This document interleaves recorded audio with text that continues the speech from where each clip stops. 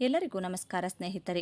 ಬುಧ ಗ್ರಹದಿಂದ ಆಳಲ್ಪಡುವ ಕನ್ಯಾ ರಾಶಿಯವರು ಬುದ್ಧಿವಂತರು, ಆದರೆ ಇತರರ ಮುಂದೆ ತೋರಿಸಿಕೊಳ್ಳುವುದಿಲ್ಲ. ಇತರರ ನಡುವೆ ಎದ್ದು ಕಾಣಲು ಕಾರಣವಾಗುವ ಇವರ ಉತ್ತಮ ಗುಣಗಳು ಯಾವುವು ಎಂಬುದನ್ನು ನೋಡೋಣ.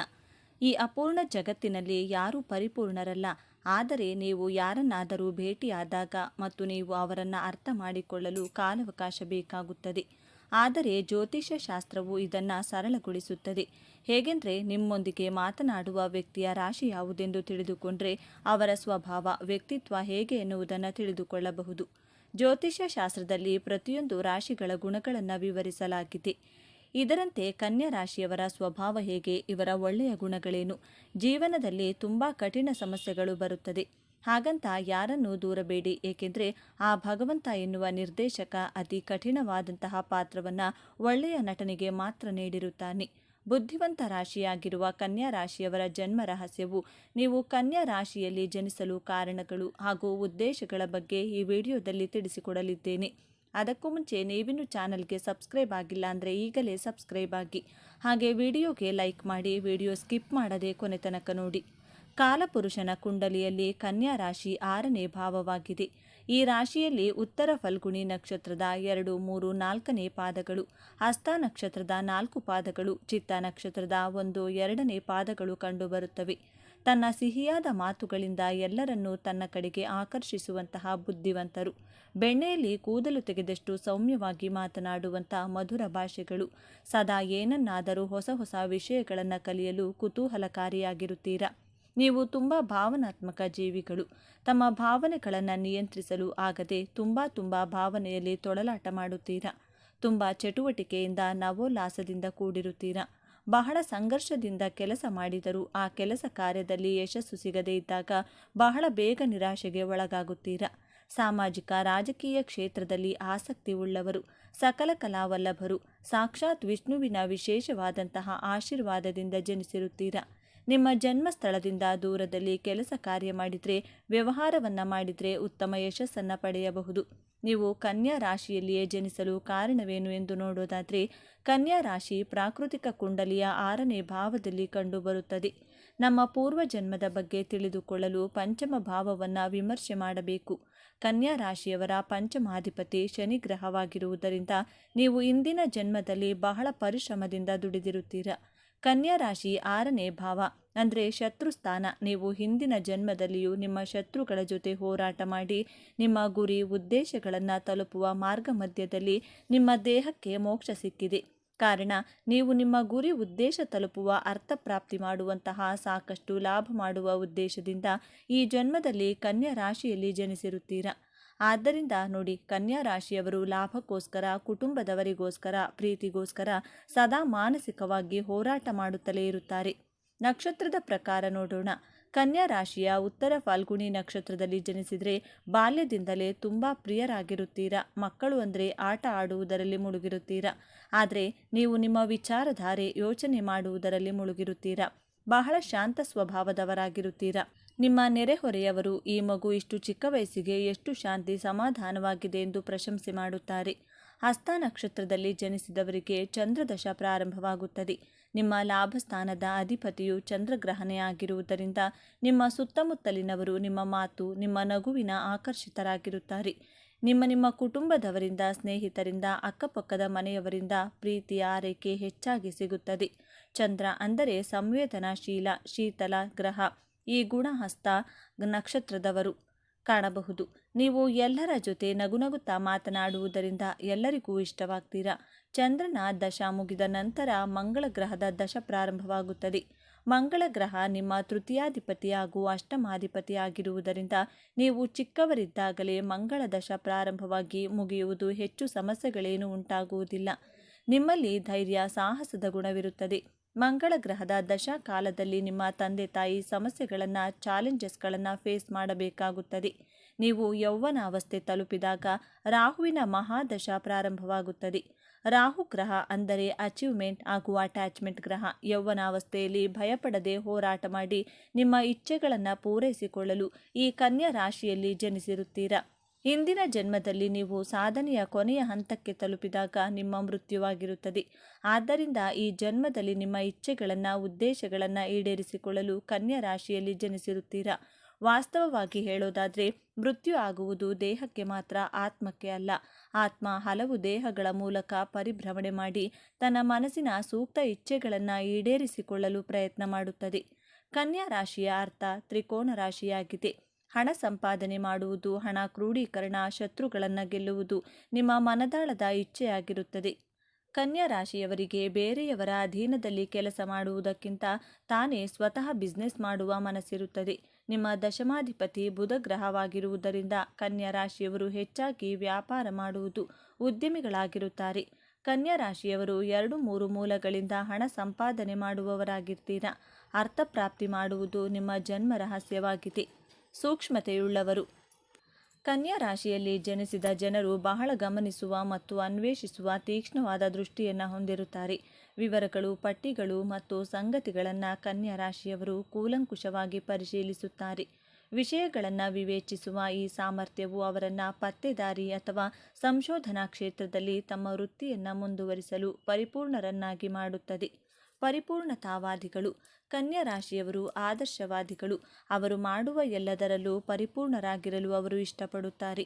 ಅವು ಅತ್ಯಂತ ವ್ಯವಸ್ಥಿತವಾಗಿವೆ. ಅವರು ಕಾರ್ಯವನ್ನು ಪೂರ್ಣಗೊಳಿಸುವವರೆಗೆ ಮತ್ತು ಕ್ರಮಬದ್ಧವಾಗಿ ಮಾಡುವವರೆಗೆ ಬಿಡುವುದಿಲ್ಲ. ಅವರು ಪ್ರದರ್ಶಿಸುವ ಪರಿಪೂರ್ಣತೆಯಿಂದಾಗಿ ಹೆಚ್ಚಿನ ಬಾರಿ ಅವರು ವಿಲಕ್ಷಣರು ಅನಿಸಬಹುದು. ಆದರೆ ಶಿಸ್ತುಬದ್ಧ ವ್ಯಕ್ತಿಯನ್ನು ಯಾರಿಷ್ಟಪಡುವುದಿಲ್ಲ ಹೇಳಿ. ವಿಶ್ವಾಸಾರ್ಹ. ಕನ್ಯಾ ರಾಶಿ ಚಿಹ್ನೆ ಅಡಿಯಲ್ಲಿ ಜನಿಸಿದ ವ್ಯಕ್ತಿ ನೀವು ಕಾಣುವಂತಹ ಅತ್ಯಂತ ನಿಷ್ಠಾವಂತ ವ್ಯಕ್ತಿ. ಅವರು ಬೆಂಬಲ ನೀಡುವರು. ದೋಣಿ ಅಲುಗಾಡಲು ಪ್ರಾರಂಭಿಸಿದರೂ ಸಹ ಅವರು ನಿಮ್ಮ ಪಕ್ಕದಲ್ಲೇ ನಿಂತಿರುವುದನ್ನು ನೀವು ಕಾಣಬಹುದು. ಆದರೆ ನಿಮ್ಮ ದೋಣಿ ಮುಳುಗಲು ಪ್ರಾರಂಭಿಸುವ ಮೊದಲು ಅವರು ನಿಮ್ಮನ್ನು ನೀರಿನಿಂದ ಹೊರತೆಗೆಯುವುದಂತೂ ಖಚಿತ. ನಿಮ್ಮ ರಹಸ್ಯಗಳು ಕೂಡ ಅವರೊಂದಿಗೆ ಸಂಪೂರ್ಣವಾಗಿ ಸುರಕ್ಷಿತವಾಗಿರುತ್ತದೆ. ಪ್ರಮಾಣಕ್ಕಿಂತ ಮೌಲ್ಯದ ಗುಣಮಟ್ಟ. ಕನ್ಯಾ ರಾಶಿಯವರು ಎಲ್ಲಕ್ಕಿಂತ ಹೆಚ್ಚಾಗಿ ಗುಣಮಟ್ಟವನ್ನು ಗೌರವಿಸುತ್ತಾರೆ ಮತ್ತು ಈ ಗುಣಲಕ್ಷಣವು ಅವರನ್ನು ಪರಿಪೂರ್ಣ ಪ್ರೇಮಿಗಳು ಮಾಡುತ್ತದೆ ಎಂದರೆ ತಪ್ಪಾಗುವುದಿಲ್ಲ. ಅವರು ಖಂಡಿತವಾಗಿಯೂ ಅತ್ಯಂತ ರೊಮ್ಯಾಂಟಿಕ್ ಜೀವಿಗಳಲ್ಲ, ಆದರೆ ಅವರು ದೊಡ್ಡ ಹೃದಯಗಳನ್ನು ಹೊಂದಿದ್ದಾರೆ ಮತ್ತು ತಮ್ಮ ಪ್ರೀತಿ ಪಾತ್ರರಿಗೆ ತಮ್ಮ ಸಂಪೂರ್ಣ ಹೃದಯವನ್ನು ನೀಡಲು ಹಿಂಜರಿಯುವುದಿಲ್ಲ. ಅವರು ತಮ್ಮ ಪ್ರೀತಿಯನ್ನು ಸುಂದರವಾದ ನುಡಿಗಟ್ಟುಗಳು ಅಥವಾ ಕವನಗಳಲ್ಲಿ ವ್ಯಕ್ತಪಡಿಸದಿರಬಹುದು, ಆದರೆ ಕಾಲಕಾಲಕ್ಕೆ ಅವರ ಸಣ್ಣ ಗೆಸ್ಚರ್ ಮ್ಯಾಜಿಕ್ ಮಾಡುತ್ತದೆ. ಸಮರ್ಪಿತ. ಕನ್ಯಾ ರಾಶಿಯವರಿಗೆ ಯೋಜನೆಯನ್ನು ನಿಯೋಜಿಸಿದರೆ ಅವರು ಅದರಲ್ಲಿ ತಮ್ಮ ಶ್ರದ್ಧೆ ಹಾಗೂ ಪರಿಶ್ರಮವನ್ನು ಹಾಕುತ್ತಾರೆ. ಆ ಕೆಲಸ ಪೂರ್ಣಗೊಳ್ಳುವವರೆಗೂ ಬೇರೇನೂ ಮಾಡಲಾರರು. ಅವರು ಸ್ವಯಂ ಶಿಸ್ತು, ಗಂಭೀರ ಮತ್ತು ಸಂವೇದನಾಶೀಲರಾಗಿದ್ದಾರೆ. ಇದರಿಂದಾಗಿ ಅವರು ಪ್ರತಿ ಬಾರಿಯೂ ವರ್ಷದ ಉದ್ಯೋಗಿ ಪ್ರಶಸ್ತಿಗಳನ್ನು ಗೆಲ್ಲುತ್ತಾರೆ. ಬುದ್ಧಿಜೀವಿ. ಕನ್ಯಾ ರಾಶಿಯನ್ನು 12 ರಾಶಿಗಳಲ್ಲೇ ಬುದ್ಧಿವಂತ ಚಿಹ್ನೆ ಎಂದು ಕರೆಯಲಾಗುತ್ತದೆ. ಅವರು ತುಂಬ ಬುದ್ಧಿವಂತರು, ಆದರೆ ತಮ್ಮ ಸಾಮರ್ಥ್ಯವನ್ನು ತೋರಿಸಲು ಇಷ್ಟಪಡುವುದಿಲ್ಲ. ಅವರಿಗೆ ನಿರ್ದಿಷ್ಟ ಪ್ರಶ್ನೆಯನ್ನು ಕೇಳಲು ಧೈರ್ಯ ಮಾಡಿದರೂ ನೀವು ಒಂದು ಪದ ಅಥವಾ ಒಂದು ಲೈನರ್ ಉತ್ತರವನ್ನು ಪಡೆಯುತ್ತೀರಿ, ಆದರೆ ಅವರು ನೀವು ಪಡೆಯಬಹುದಾದ ಅತ್ಯುತ್ತಮ ಉತ್ತರವಾಗಿದೆ. ಈ ವಿಚಾರಗಳು ನಿಮಗೆ ಇಷ್ಟವಾಗಿದೆ ಅಂತ ಭಾವಿಸ್ತಿದ್ದೇನೆ. ಇಷ್ಟ ಆಗಿದ್ದರೆ ನಮ್ಮ ಚಾನಲ್ನ ತಪ್ಪದೇ ಸಬ್ಸ್ಕ್ರೈಬ್ ಮಾಡಿಕೊಳ್ಳಿ. ಈ ವಿಡಿಯೋಗೆ ಒಂದು ಲೈಕ್ ಕೊಡೋದನ್ನು ಮರಿಬೇಡಿ. ಈ ವಿಡಿಯೋವನ್ನು ನಿಮ್ಮ ಫ್ರೆಂಡ್ಸ್ ಆ್ಯಂಡ್ ಫ್ಯಾಮಿಲಿ ಗ್ರೂಪಲ್ಲಿ ಹೆಚ್ಚು ಶೇರ್ ಮಾಡಿ. ನಿಮ್ಮ ಅಭಿಪ್ರಾಯಗಳನ್ನು ತಪ್ಪದೇ ಕಮೆಂಟ್ ಮಾಡಿ. ಎಲ್ಲರೂ ಭಕ್ತಿಯಿಂದ ಓಂ ಶ್ರೀ ಮಹಾಲಕ್ಷ್ಮೀ ನಮಃ ಅಂತ ಕಮೆಂಟ್ ಮಾಡಿ. ಕನ್ಯಾ ರಾಶಿಯವರೇ, ವಿಶೇಷವಾಗಿ ಕಳೆದ 4-5 ವರ್ಷಗಳಿಂದ ಕನ್ಯಾ ರಾಶಿಯವರು ಅನುಭವಿಸಿದಷ್ಟು ಮಾನಸಿಕ ವೇದನೆ, ಪಟ್ಟಷ್ಟು ಅವಮಾನ ಬಹುಶಃ ಬೇರೆ ಯಾವ ರಾಶಿಯವರು ಪಟ್ಟಿರಲಿಕ್ಕಿಲ್ಲ. ನೀವು ಕೇವಲ ಮಣ್ಣಿನ ಹಣತೆಯಲ್ಲ, ಜ್ಞಾನದ ದೀಪ ನೀವು. ಹೊರಗಿನ ಜಗತ್ತಿಗೆ ನೀವು ತುಂಬ ಲೆಕ್ಕಾಚಾರದ ಮನುಷ್ಯರಂತೆ, ಕೆಲವೊಮ್ಮೆ ಸ್ವಾರ್ಥಿಗಳಂತೆ ಅಥವಾ ಅತಿಯಾದ ಟೀಕೆ ಮಾಡುವವರಂತೆ ಕಾಣಿಸಬಹುದು. ಆದರೆ ನಿಮ್ಮ ನಿಜವಾದ ಕರುಳು ಎಷ್ಟು ಮೃದು ಅನ್ನೋದು ಆ ದೇವರಿಗೆ ಮತ್ತು ನಿಮಗೆ ಮಾತ್ರ ಗೊತ್ತು. ನೀವು ಯಾರಿಗೂ ಮೋಸ ಮಾಡಿಲ್ಲ, ಆದರೂ ಜನ ನಿಮ್ಮ ಒಳ್ಳೆತನವನ್ನು ಬಳಸಿಕೊಂಡು ಕಸದಂತೆ ಎಸೆದರು. ಕಳೆದ ಕೆಲವು ವರ್ಷಗಳನ್ನೊಮ್ಮೆ ತಿರುಗಿ ನೋಡಿ. ನಿಮ್ಮ ನಗು ಮಾಯವಾಗಿ ಎಷ್ಟೋ ದಿನಗಳಾಗಿವೆ. ವಿಶೇಷವಾಗಿ ಕಳೆದ ಕೆಲವು ವರ್ಷಗಳಿಂದ ಕನ್ಯಾ ರಾಶಿಯವರು ಪಟ್ಟಷ್ಟು ಕಷ್ಟ ಅಷ್ಟಿಷ್ಟಲ್ಲ.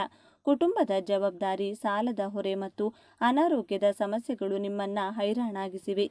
ರಾಶ್ಯಾಧಿಪತಿ ಬುಧನ ವೇಗಕ್ಕೆ ತಕ್ಕಂತೆ ನಿಮ್ಮ ಬದುಕು ಸಾಗಬೇಕಿತ್ತು, ಆದರೆ ಗ್ರಹಗತಿಗಳ ದೋಷದಿಂದ ನೀವು ನಿಂತಲ್ಲೇ ನಿಲ್ಲುವಂತಾಯಿತು. ಯಾರನ್ನು ನಂಬಿ ಬಿಸ್ನೆಸ್ ಮಾಡಿದ್ರಿ, ಲಾಭ ಬರಲಿಲ್ಲ. ಉದ್ಯೋಗದಲ್ಲಿ ನಿಮ್ಮ ಕೆಳಗಿನವರು ನಿಮ್ಮ ಮೇಲೆ ಹೋದರು, ಆದರೆ ನೀವು ಮಾತ್ರ ಅಲ್ಲೇ ಉಳಿದಿರಿ.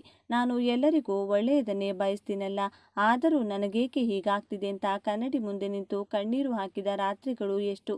ಆದರೆ ಕನ್ಯಾ ರಾಶಿಯವರೇ, ಕಣ್ಣೀರು ಒರೆಸಿಕೊಳ್ಳಿ. ಯಾಕೆಂದರೆ ಕತ್ತಲೆಯಿಂದ ಬೆಳಕಿನ ಕಡೆಗೆ ನಡೆಯುವ ಸಮಯ ಬಂದಿದೆ. ಕನ್ಯಾ ರಾಶಿಯವರ ಪಾಲಿಗೆ ಸುವರ್ಣ ಅಧ್ಯಾಯವಾಗಲಿದೆ. ಇದು ನಿಮ್ಮ ಪಾಲಿನ ಅದೃಷ್ಟ ಬದಲಾವಣೆಯ ವರ್ಷ. ಇಷ್ಟು ದಿನ ನಿಮ್ಮ ಬುದ್ಧಿವಂತಿಕೆಗೆ ಬೆಲೆ ಸಿಗಲಿಲ್ಲ, ಆದರೆ ಈಗ ಸಾಕ್ಷಾತ್ ಮಹಾವಿಷ್ಣು ಮತ್ತು ಬುಧ ಗ್ರಹ ನಿಮಗೆ ಕುಬೇರ ಯೋಗವನ್ನು ಕರುಣಿಸಲು ಕಾಯುತ್ತಿದ್ದಾರೆ. ನಿಮ್ಮ ತಾಳ್ಮೆಗೆ, ನಿಮ್ಮ ತ್ಯಾಗಕ್ಕೆ ಪ್ರತಿಫಲ ಸಿಗುವ ಕಾಲ ಬಂದಿದೆ. ಆದರೆ ಈ ಅದೃಷ್ಟದ ಬಾಗಿಲು ತೆರೆಯಬೇಕು ಅಂದರೆ ನೀವು ಜ್ಯೋತಿಷ್ಯ ಶಾಸ್ತ್ರದಲ್ಲಿ ಬಚ್ಚಿಟ್ಟಿರುವ ಆ 5 ಮಹಾ ರಹಸ್ಯ ಸೂತ್ರಗಳನ್ನು ಪಾಲಿಸಬೇಕು. ಈ ವಿಡಿಯೋದಲ್ಲಿ ನಾನು ಹೇಳುವ ಪ್ರತಿಯೊಂದು ಮಾತು ಕೂಡ ನಿಮ್ಮ ಭವಿಷ್ಯವನ್ನು ಬಂಗಾರವಾಗಿಸುವಂಥ ಮಂತ್ರ. ದಯವಿಟ್ಟು ಒಂದೇ ಒಂದು ಸೆಕೆಂಡ್ ಕೂಡ ಸ್ಕಿಪ್ ಮಾಡಬೇಡಿ. ಯಾಕಂದರೆ ಇದರಲ್ಲಿರುವ ಒಂದು ಮಾಹಿತಿ ಮಿಸ್ ಆದರೂ ಒಲಿದು ಬಂದ ಅದೃಷ್ಟ ಕೈತಪ್ಪಿ ಹೋಗಬಹುದು. ಮುಂದೆ ಹೋಗೋದಕ್ಕೂ ಮುನ್ನ ಒಂದು ಸಣ್ಣ ವಿನಂತಿ. ಜ್ಞಾನ ಮತ್ತು ಪರಿಹಾರಗಳನ್ನು ಹಂಚುವ ಈ ಪುಣ್ಯದ ಕೆಲಸಕ್ಕೆ ನಿಮ್ಮದೊಂದು ಬೆಂಬಲ ಬೇಕು. ನೀಡುವ ಪ್ರೋತ್ಸಾಹವೇ ನಿಮಗೆ ಶ್ರೀರಕ್ಷೆ. ದಯವಿಟ್ಟು ಈಗಲೇ ನಮ್ಮ ಚಾನೆಲ್ನ ಸಬ್ಸ್ಕ್ರೈಬ್ ಮಾಡಿ ಮತ್ತು ಪಕ್ಕದಲ್ಲಿರುವ ಬೆಲ್ ಐಕಾನ್ ಒತ್ತಿ. ಇದರಿಂದ ನಮ್ಮ ಮುಂದಿನ ದೈವಿಕ ರಹಸ್ಯಗಳು ನೇರವಾಗಿ ನಿಮ್ಮನ್ನು ತಲುಪುತ್ತವೆ. ಎಲ್ಲರೂ ಭಕ್ತಿಯಿಂದ ಜೈ ಗುರುದೇವ ಅಂತ ಕಮೆಂಟ್ ಮಾಡಿ. ಸ್ನೇಹಿತರೆ, ಕನ್ಯಾ ರಾಶಿಯವರು ಸ್ವಂತ ಮನೆ ಕಟ್ಟುವ ಅಥವಾ ದೊಡ್ಡ ಮಟ್ಟದ ಆಸ್ತಿ ಮಾಡುವ ಯೋಗವಿದೆ. ಆದರೆ ಲಕ್ಷ್ಮಿ ಚಂಚಲೆ, ಅವಳನ್ನು ಹಿಡಿದಿಟ್ಟುಕೊಳ್ಳಲು ಬುದ್ಧಿವಂತಿಕೆ ಬೇಕು. ಹಾಗಾದರೆ ಬನ್ನಿ, ನಿಮ್ಮ ದಾರಿದ್ರ್ಯವನ್ನು ಸುಟ್ಟು ಹಾಕುವ 5 ಅದ್ಭುತ ರಹಸ್ಯಗಳು ಯಾವುವು ಅಂತ ನೋಡೋಣ. ಮೊದಲನೆಯದಾಗಿ, ಕನ್ಯಾ ರಾಶಿಯವರಿಗೆ ಇದು ಕೇವಲ ಪರಿಹಾರವಲ್ಲ, ಇದೊಂದು ರಕ್ಷಾ ಕವಚ. ನಿಮ್ಮ ರಾಶ್ಯಾಧಿಪತಿ ಬುಧನ ಬಲವನ್ನು ಹೆಚ್ಚಿಸಿಕೊಳ್ಳಲು ಪ್ರತಿ ಬುಧವಾರ ಬೆಳಿಗ್ಗೆ ಸ್ನಾನ ಮಾಡಿದ ನಂತರ ನಿಮ್ಮ ಮನೆಯ ತುಳಸಿ ಗಿಡದ ಮುಂದೆ ಅಥವಾ ಹತ್ತಿರದ ರಾಧಾಕೃಷ್ಣರ ದೇವಸ್ಥಾನಕ್ಕೆ ಹೋಗಿ ನೆನಪಿಡಿ, ಇದು ಬೆಳಗಿನ ಜಾವವೇ ಆಗಬೇಕು. ತುಳಸಿ ಗಿಡದ ಬುಡದಲ್ಲಿ ಅಥವಾ ದೇವರ ಮುಂದೆ ಒಂದು ಮಣ್ಣಿನ ಹಣತೆಯಲ್ಲಿ ತುಪ್ಪದ ದೀಪ ಅಥವಾ ಎಳ್ಳೆಣ್ಣೆಯ ದೀಪ ಹಚ್ಚಿ ಅದಕ್ಕೆ ಹಸಿರು ಬಣ್ಣದ ರಂಗೋಲಿ ಅಥವಾ ಹಸಿರು ಬಳೆಗಳನ್ನು ಇಟ್ಟು ಪೂಜಿಸಿ. ದೀಪ ಹಚ್ಚಿದ ನಂತರ ಓಂ ಬುಧಾಯ ನಮಃ ಎಂಬ ಮಂತ್ರವನ್ನು 108 ಬಾರಿ ಜಪಿಸಿ. ಸಾಧ್ಯವಾದರೆ ಹಸಿರು ಹೆಸರು ಕಾಳನ್ನು ನೆನೆಸಿ ಹಸುಗಳಿಗೆ ಬೆಲ್ಲದ ಜೊತೆ ತಿನ್ನಿಸಿ. ಹೀಗೆ ಮಾಡುವುದರಿಂದ ನಿಮ್ಮ ಜಾತಕದಲ್ಲಿರುವ ದೋಷಗಳು ನಿವಾರಣೆಯಾಗಿ ನಿಮ್ಮ ಬುದ್ಧಿಶಕ್ತಿ ಚುರುಕಾಗುತ್ತದೆ. ವ್ಯಾಪಾರದಲ್ಲಿ ಲಾಭ ದುಪ್ಪಟ್ಟಾಗುತ್ತದೆ. ಇದನ್ನು ಯಾರು ಶ್ರದ್ಧೆಯಿಂದ ಮಾಡ್ತಾರೋ ಅವರಿಗೆ ನಿಂತು ಹೋಗಿದ್ದ ಹಣ ಕೈ ಸೇರುವುದು ಖಂಡಿತ. ಎರಡನೆಯದಾಗಿ, ಕನ್ಯಾ ರಾಶಿಯವರಿಗೆ ಅದೃಷ್ಟ ತರುವ ದಿಕ್ಕು ಉತ್ತರ ದಿಕ್ಕು. ಕುಬೇರನ ಸ್ಥಾನ. ನಿಮ್ಮ ಮನೆಯಲ್ಲಿ ಹಣ ಉಳಿಯುತ್ತಿಲ್ಲ, ಸಾಲ ಜಾಸ್ತಿ ಆಗ್ತಿದೆ ಅಂದರೆ ಒಮ್ಮೆ ನಿಮ್ಮ ಮನೆಯ ಉತ್ತರ ದಿಕ್ಕನ್ನು ಗಮನಿಸಿ. ಅಲ್ಲಿ ಭಾರವಾದ ವಸ್ತುಗಳು, ಕಸದ ಬುಟ್ಟಿ ಅಥವಾ ಟಾಯ್ಲೆಟ್ ಇದ್ದರೆ ದೋಷ ಉಂಟಾಗುತ್ತದೆ. ನಿಮ್ಮ ಮನೆಯ ಉತ್ತರ ದಿಕ್ಕಿನಲ್ಲಿ ಒಂದು ಸಣ್ಣ ನೀರಿನ ಕಾರಂಜಿ ಅಥವಾ ಹಸಿರು ಗಿಡವನ್ನು ಇಡಿ. ಮತ್ತೊಂದು ಮುಖ್ಯವಾದ ವಿಚಾರ, ಪಚ್ಚೆಕಲ್ಲು ಕನ್ಯಾ ರಾಶಿಯವರಿಗೆ ಅದೃಷ್ಟದ ರತ್ನ. ಆದರೆ ಎಲ್ಲರಿಗೂ ಅದು ಕೊಳ್ಳಲು ಆಗುವುದಿಲ್ಲ. ಅದಕ್ಕೆ ಪರ್ಯಾಯವಾಗಿ ಒಂದು ತಾಮ್ರದ ನಾಣ್ಯಕ್ಕೆ ರಂಧ್ರ ಹಾಕಿ ಅಥವಾ ಬುಧನ ಯಂತ್ರವನ್ನು ಕತ್ತಿನಲ್ಲಿ ಧರಿಸಿ. ಇದನ್ನು ನಿಮ್ಮ ಹತ್ತಿರದ ಜ್ಯೋತಿಷಿಗಳ ಸಲಹೆ ಪಡೆದು ಒಂದು ಶುಭ ಬುಧವಾರದಂದು ಧರಿಸಿ. ಇದು ನಿಮ್ಮ ಗೊಂದಲವನ್ನು ನಿವಾರಿಸಿ ಸರಿಯಾದ ನಿರ್ಧಾರ ತೆಗೆದುಕೊಳ್ಳಲು ಸಹಾಯ ಮಾಡುತ್ತದೆ. ಮೂರನೆಯದಾಗಿ ಸ್ನೇಹಿತರೆ, ನಿಮ್ಮ ಮನೆಯಲ್ಲಿ ನೆಮ್ಮದಿ ಬೇಕಾದರೆ ಸಾಕ್ಷಾತ್ ಶ್ರೀಮನ್ನಾರಾಯಣನ ಅನುಗ್ರಹ ಬೇಕೇ ಬೇಕು. ಯಾಕೆಂದರೆ ಕನ್ಯಾ ರಾಶಿಯವರ ಅಧಿಪತಿ ಬುಧನಿಗೆ ವಿಷ್ಣುವೇ ದೈವ. ಅದಕ್ಕಾಗಿ ಈ ಕೂಡಲೇ ಕಮೆಂಟ್ ಬಾಕ್ಸ್ನಲ್ಲಿ ಎಲ್ಲರೂ ಭಕ್ತಿಯಿಂದ ಓಂ ನಮೋ ನಾರಾಯಣಾಯ ನಮಃ ಅಥವಾ ಗೋವಿಂದ ಗೋವಿಂದ ಅಂತ ಬರೆಯಿರಿ. ನಿಮ್ಮ ಈ ಒಂದು ಸಣ್ಣ ನಾಮಸ್ಮರಣೆ ನಿಮ್ಮ ಪಾಪಗಳನ್ನು ಸುಟ್ಟು ಹಾಕಬಲ್ಲದು. ಸಂಕೋಚ ಬೇಡ, ಈಗಲೇ ಕಮೆಂಟ್ ಮಾಡಿ. ಕನ್ಯಾ ರಾಶಿಯವರು ವಿದ್ಯೆಗೆ ಮತ್ತು ಬುದ್ಧಿಗೆ ಕಾರಕರು. ನಿಮ್ಮ ಹಣೆಬರಹ ಬದಲಾಗಲು ಅತ್ಯಂತ ಸುಲಭವಾದ ಮಾರ್ಗವೆಂದರೆ ವಿದ್ಯಾದಾನ. ನೀವು ಎಷ್ಟೇ ಪೂಜೆ ಮಾಡಿದರೂ ಒಬ್ಬ ಬಡ ವಿದ್ಯಾರ್ಥಿಗೆ ಒಂದು ಪುಸ್ತಕವನ್ನು ಅಥವಾ ಪೆನ್ನನ್ನು ದಾನ ಮಾಡುವುದರಿಂದ ಸಿಗುವ ಪುಣ್ಯ ಯಾವುದರಲ್ಲೂ ಸಿಗುವುದಿಲ್ಲ. ಪ್ರತಿ ಬುಧವಾರ ಅಥವಾ ಅಮಾವಾಸ್ಯೆಯಂದು ಬಡ ಮಕ್ಕಳಿಗೆ ಪುಸ್ತಕ, ಪೆನ್ನು ಅಥವಾ ಹಸಿರು ಬಣ್ಣದ ಬಟ್ಟೆಯನ್ನು ದಾನ ಮಾಡಿ. ಅಥವಾ ಯಾವುದಾದರೂ ಅನಾಥಾಶ್ರಮಕ್ಕೆ ಹೋಗಿ ಅಲ್ಲಿನ ಮಕ್ಕಳಿಗೆ ಹಣ್ಣುಗಳನ್ನು ನೀಡಿ. ನೀವು ವಿದ್ಯೆಗೆ ಸಂಬಂಧಿಸಿದ ದಾನ ಮಾಡಿದರೆ ಸರಸ್ವತಿ ದೇವಿ ಮತ್ತು ಲಕ್ಷ್ಮೀ ದೇವಿ ಇಬ್ಬರು ನಿಮ್ಮ ಮನೆಯಲ್ಲಿ ಶಾಶ್ವತವಾಗಿ ನೆಲೆಸುತ್ತಾರೆ. ನೀವು ಕೊಡುವ ಒಂದು ಪೆನ್ನು ನಿಮ್ಮ ಮಕ್ಕಳ ಭವಿಷ್ಯವನ್ನೇ ಬದಲಾಯಿಸಬಹುದು. ನಾಲ್ಕನೇ ರಹಸ್ಯ, ರಹಸ್ಯ: ಕನ್ಯಾ ರಾಶಿಯವರ ದೊಡ್ಡ ಶತ್ರು ಅಂದರೆ ಅತಿಯಾದ ಯೋಚನೆ ಮತ್ತು ಆರೋಗ್ಯ ಸಮಸ್ಯೆ. ಇದಕ್ಕೆ ರಾಮಬಾಣ ಎಂದರೆ ವಿಷ್ಣು ಸಹಸ್ರನಾಮ. ಕನ್ಯಾ ರಾಶಿಯವರು ಆರೋಗ್ಯವಂತಾಗಿರಲು ಪ್ರತಿ ಬುಧವಾರ ಮತ್ತು ಶನಿವಾರ ವಿಷ್ಣು ಸಹಸ್ರನಾಮವನ್ನು ಕೇಳಿ ಅಥವಾ ಪಾರಾಯಣ ಮಾಡಿ. ವಿಶೇಷವಾಗಿ ಬುಧವಾರದಂದು ಸೊಪ್ಪಿನ ಪದಾರ್ಥಗಳನ್ನು ಹೆಚ್ಚಾಗಿ ಸೇವಿಸಿ. ಪ್ರಾಣಿಗಳನ್ನು ಹಿಂಸಿಸಬೇಡಿ. ಎಲ್ಲಿ ವಿಷ್ಣುವಿನ ನಾಮಸ್ಮರಣೆ ಇರುತ್ತೋ ಅಲ್ಲಿ ಯಾವ ರೋಗವೂ ಬರುವುದಿಲ್ಲ. ನಿಮ್ಮ ಆರೋಗ್ಯ ಸುಧಾರಿಸಬೇಕಾದ್ರೆ, ಮನಸ್ಸಿನ ಶಾಂತಿ ಬೇಕಾದರೆ ಈ ಪಾರಾಯಣ ನಿಮಗೆ ದಿವ್ಯ ಔಷಧವಿದ್ದಂತೆ. 5ನೇ ಮತ್ತು ಅಂತಿಮ ರಹಸ್ಯವೆಂದರೆ ಕನ್ಯಾ ರಾಶಿಯವರಾದ ನೀವು ತುಂಬ ವಿಶ್ಲೇಷಣೆ ಮಾಡುತ್ತೀರಿ. ಪ್ರತಿಯೊಂದರಲ್ಲೂ ತಪ್ಪು ಹುಡುಕುವ ಸ್ವಭಾವ ನಿಮ್ಮದು. ಆದರೆ ನೀವು ಪಾಲಿಸಬೇಕಾದ ರಹಸ್ಯ ಟೀಕೆ ಮಾಡುವುದನ್ನು ಬಿಡುವುದು. ಬೇರೆಯವರ ವಿಷಯದಲ್ಲಿ ತಲೆ ಹಾಕಬೇಡಿ. ನಿಮ್ಮ ಪಾಡಿಗೆ ನೀವು ಇರಿ. ನಿಮ್ಮ ಮುಂದಿನ ಬಿಸ್ನೆಸ್ ಪ್ಲಾನ್ ಏನು? ನೀವು ಎಷ್ಟು ಉಳಿತಾಯ ಮಾಡಿದ್ದೀರಾ? ಈ ವಿಚಾರಗಳನ್ನು ಯಾರೊಂದಿಗೂ ಚರ್ಚೆ ಮಾಡಬೇಡಿ. ಕನ್ಯಾ ರಾಶಿಯವರಿಗೆ ಕಣ್ಣು ದೃಷ್ಟಿ ಬೇಗ ತಗುಲುತ್ತದೆ. ನಿಮ್ಮ ಏಳಿಗೆಯನ್ನು ಕಂಡು ಹೊಟ್ಟೆ ಕಿಚ್ಚು ಪಡುವವರು ನಿಮ್ಮ ಸಂಬಂಧಿಕರಲ್ಲೇ ಇದ್ದಾರೆ. ಆದ್ದರಿಂದ ಮೌನಂ ಸಮ್ಮತಿ ಲಕ್ಷಣಂ ಎನ್ನುವಂತೆ ನೀವು ಗುಟ್ಟಾಗಿ ಕೆಲಸ ಮಾಡಿ. ಪ್ರತಿದಿನ ಬೆಳಗ್ಗೆ ಎದ್ದ ತಕ್ಷಣ ನಿಮ್ಮ ಅಂಗೈಯನ್ನು ನೋಡಿ ಲಕ್ಷ್ಮಿ ಮಂತ್ರ ಹೇಳಿ ಭೂತಾಯಿಗೆ ನಮಸ್ಕರಿಸಿ ದಿನ ಆರಂಭಿಸಿ. ನಿಮ್ಮ ತಾಳ್ಮೆಯೇ ನಿಮ್ಮ ಅಸ್ತ್ರವಾಗಲಿ. ಯಾವಾಗ ನೀವು ಜಗತ್ತಿನ ಬಗ್ಗೆ ತಲೆಕೆಡಿಸಿಕೊಳ್ಳುವುದನ್ನು ಬಿಡ್ತೀರೋ ಆಗ ಜಗತ್ತು ನಿಮ್ಮ ಬಗ್ಗೆ ತಲೆಕೆಡಿಸಿಕೊಳ್ಳಲು ಶುರು ಮಾಡುತ್ತದೆ. ಸ್ನೇಹಿತರೆ, ಕನ್ಯಾ ರಾಶಿಯವರೇ, ನಿಮ್ಮ ಪಾಲಿನ ಅದೃಷ್ಟದ ವರ್ಷ.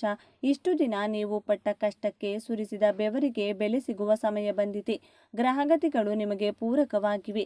ಈಗ ನೀವು ಮಾಡಬೇಕಾಗಿರುವುದು ಇಷ್ಟೇ: ಅನುಮಾನ ಪಡುವುದನ್ನು ಬಿಡಿ. ಆತ್ಮವಿಶ್ವಾಸದಿಂದ ಮುನ್ನಡೆಯಿರಿ ಮತ್ತು ಮೇಲೆ ಹೇಳಿದ ಈ 5 ರಹಸ್ಯಗಳನ್ನು ಚಾಚು ತಪ್ಪದೆ ಪಾಲಿಸಿ. ನಿಮ್ಮ ಸಮಸ್ಯೆಗಳು ಎಷ್ಟೇ ಜಟಿಲವಾಗಿರಲಿ, ಮಹಾವಿಷ್ಣುವಿನ ಕೃಪೆ ಮತ್ತು ಈ ಪರಿಹಾರಗಳ ಮುಂದೆ ಅವೆಲ್ಲವೂ ಧೂಳಿನಂತೆ ಮಾಯವಾಗುತ್ತವೆ. ನೀವು ಗೆಲ್ಲಲೇಬೇಕು. ನಿಮ್ಮ ಕುಟುಂಬವನ್ನು ಮೇಲೆ ತರಲೇಬೇಕು. ನಿಮ್ಮನ್ನು ಹೀಯಾಳಿಸಿದವರೇ ನಿಮ್ಮ ಸಾಧನೆ ನೋಡಿ ಬೆರಗಾಗುವ ದಿನಗಳು ಕಾದಿವೆ. ಇಷ್ಟೆಲ್ಲ ಆಳವಾದ ಮತ್ತು ರಹಸ್ಯವಾದ ಮಾಹಿತಿಯನ್ನು ನಿಮ್ಮ ಏಳಿಗೆಗಾಗಿಯೇ ಹುಡುಕಿ ತಂದಿದ್ದೇನೆ. ನಮಗೂ ನಿಮಗೂ ಇರುವ ಈ ಆತ್ಮೀಯ ಸಂಬಂಧ ಹೀಗೆ ಮುಂದುವರಿಯಲಿ. ಈ ವಿಡಿಯೋದಲ್ಲಿರೋ ಮಾಹಿತಿ ನಿಮಗೆ ಇಷ್ಟವಾಗಿದ್ದರೆ ದಯವಿಟ್ಟು ಲೈಕ್ ಮಾಡಿ. ನಿಮ್ಮ ಕನ್ಯಾ ರಾಶಿಯ ಸ್ನೇಹಿತರಿಗೆ, ಬಂಧುಗಳಿಗೆ ವಾಟ್ಸಪ್ನಲ್ಲಿ ಶೇರ್ ಮಾಡಿ. ಒಳ್ಳೆಯದನ್ನು ಹಂಚಿದರೆ ನಿಮಗೂ ಒಳ್ಳೆಯದೇ ಆಗುತ್ತದೆ. ವಿಡಿಯೋ ಮುಗಿಸುವುದಕ್ಕೂ ಮುನ್ನ ನಿಮ್ಮ ಜೀವನದ ಗೆಲುವಿನ ಸಂಕಲ್ಪವಾಗಿ, ನಿಮ್ಮ ಇಷ್ಟಾರ್ಥ ಸಿದ್ಧಿಗಾಗಿ ಕಮೆಂಟ್ ಬಾಕ್ಸ್ನಲ್ಲಿ ಜೋರಾಗಿ ಓಂ ನಮೋ ನಾರಾಯಣಾಯ ಅಥವಾ ಜೈ ಶ್ರೀ ಕೃಷ್ಣ ಅಂತ ಬರೆಯಿರಿ. ಹಾಗೆ ಮುಂದಿನ ವಿಡಿಯೋದಲ್ಲಿ ಯಾವ ಸಮಸ್ಯೆಯ ಬಗ್ಗೆ ಮಾಹಿತಿ ಬೇಕು ಅನ್ನೋದನ್ನು ಕಮೆಂಟ್ ಮಾಡಿ ತಿಳಿಸಿ. ನಂಬಿಕೆ ಇರಲಿ, ಒಳ್ಳೆಯ ದಿನಗಳು ಬಂದೇ ಬರುತ್ತವೆ. ಶುಭವಾಗಲಿ. ಸರ್ವೇ ಜನ ಸುಖಿನೋ ಭವಂತು. ಧನ್ಯವಾದಗಳು.